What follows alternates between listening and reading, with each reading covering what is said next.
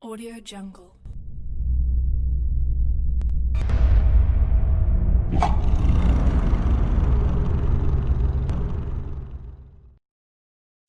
Assalamualaikum warahmatullahi wabarakatuh. Kali ini saya akan menjelaskan mengenai dynamic growth menggunakan protokol RIP atau routing protokol yang menggunakan algoritma distance vector yang bekerja berdasarkan jarak. Nah, RIP sendiri dibagi menjadi 3 berdasarkan versinya, yaitu yang pertama RIP versi 1, RIP versi 2, dan RIP VNG atau Next Generation. Nah, untuk perbedaannya adalah RIP versi 1 dia masih belum support yang namanya VLSM. Dia hanya support yang namanya CIDR. Nah, kalau di RIP versi 2 dia sudah support keduanya, baik VLSM dan CIDR. Sedangkan untuk RIP VNG atau Next Generation itu perkembangan dari RIP versi 1 dan RIP versi 2. Oke. Nah, untuk konfigurasinya bagaimana? Kita langsung masuk ke router 1. Kita aktifkan dulu untuk routernya. Ini kita masuk ke CLI-nya. Nah, ini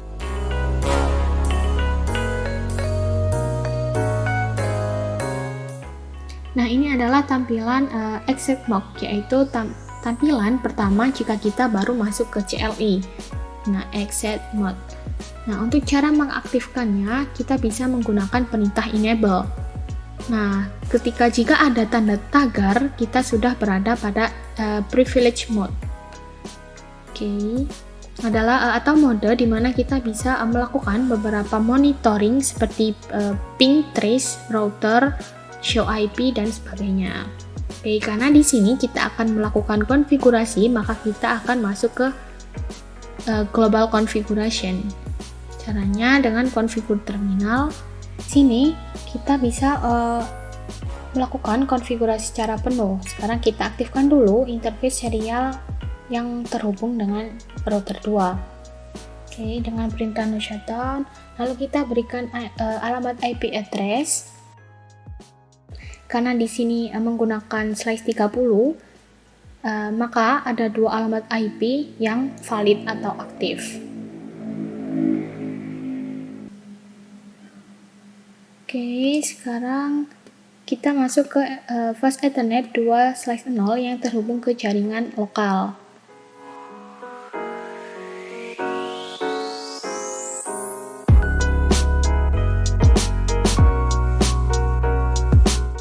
Oke, lalu kita exit. Nah, di sini sudah berganti warnanya dari merah ke hijau karena tadi kita sudah mengaktifkan interface-nya. Oke, baik, kita akan aktifkan dulu pada router 2-nya. Kita masuk ke CLI.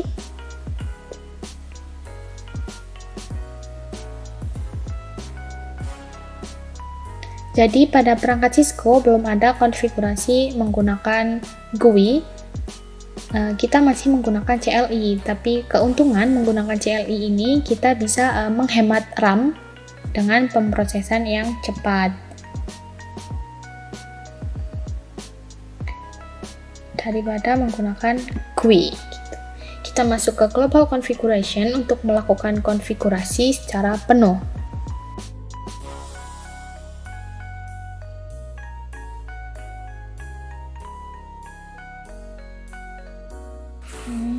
Pertama kita masuk ke interface serial 0/0 yang terhubung ke router 1. Di sini kita aktifkan interface-nya dan kita berikan IP address untuk yang terhubung ke router 1.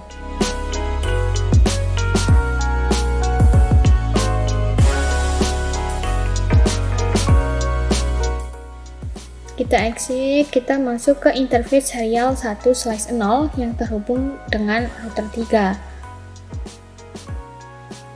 Kita aktifkan dan kita berikan IP address sekalian di sini. Oke, sesuaikan dengan topologi.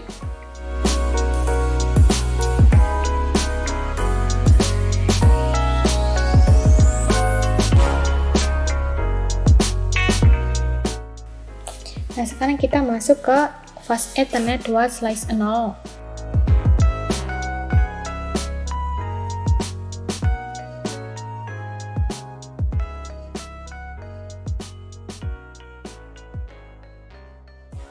Nah, oke. Kita masuk ke router 3. Caranya sama dengan router 1 dan router 2 tadi.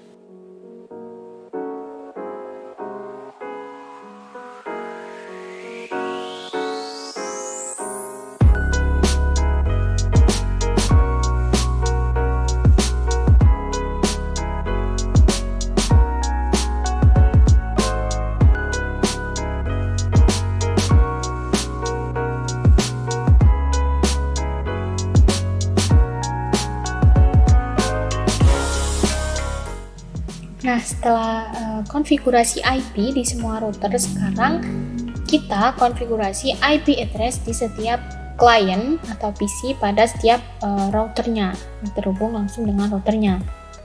Oke. Nah, karena kita menggunakan cara manual, di sini kita pilih static. Di sini juga kalian bisa tentukan sendiri IP address-nya yang satu network dengan routernya.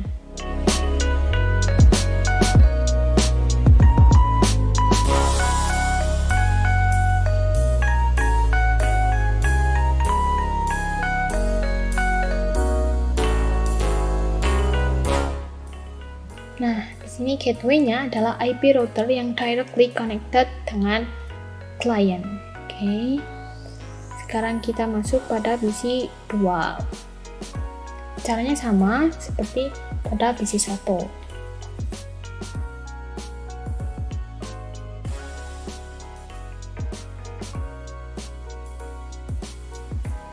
Kalau kita masuk ke PC 3, caranya sama seperti pada PC 1 dan PC 2 tadi.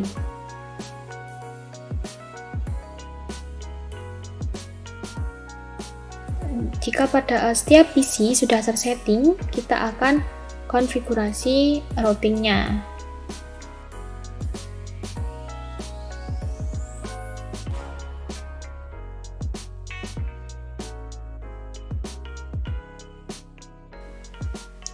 Nah, di sini kita akan mengadvertise network yang terhubung ke router.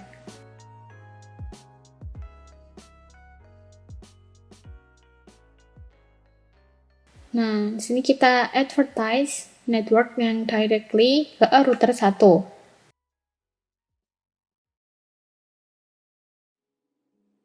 Nah, ini adalah proses ketika kita melakukan proses routing menggunakan protokol RIP pada Cisco. Nah, prosesnya kayak gini, kita cukup mengadvertise network yang directly connected dengan router. Sekarang kita pindah pada router 2. Caranya sama seperti pada router 1.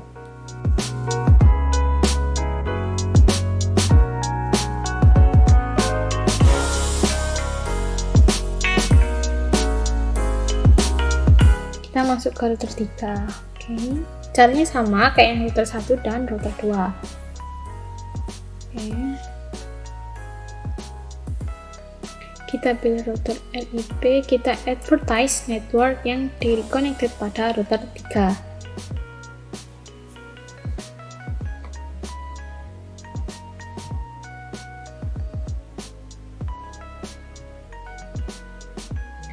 Nah, setelah selesai melakukan proses routing pada semua router, kita cek tabel routing pada masing-masing routernya. Kita masuk ke router 1 dulu.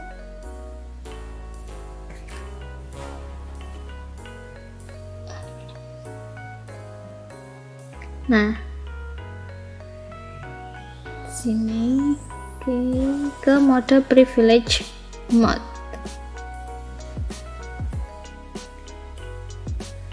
Nah, di sini sudah terbukti flag R yaitu RIP yang artinya sudah berjalan. Oke, sekarang kita coba ke router 2. Apakah berhasil juga?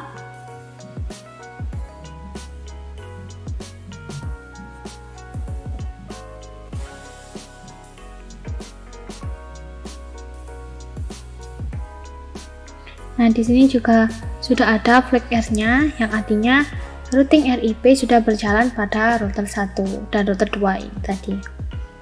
Kita coba ke router 3.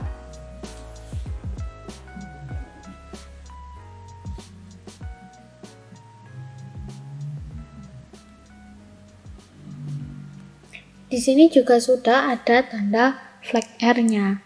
Oke, nah ini terbukti routing RIP sudah berjalan di setiap routernya.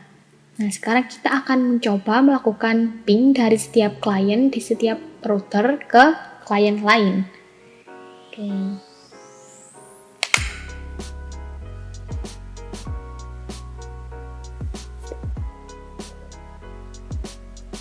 Kita akan melakukan tes ping ke PC 2 dulu.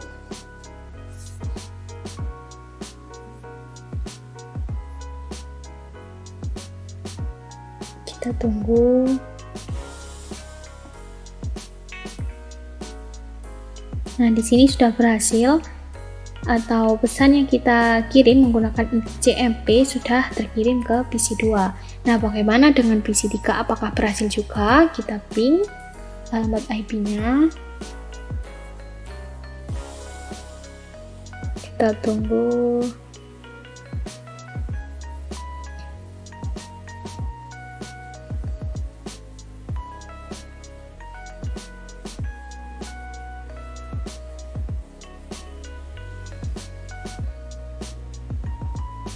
Oke, sudah replay semua, yang artinya sudah berhasil atau bisa saling berkomunikasi antara PC atau klien. Oke.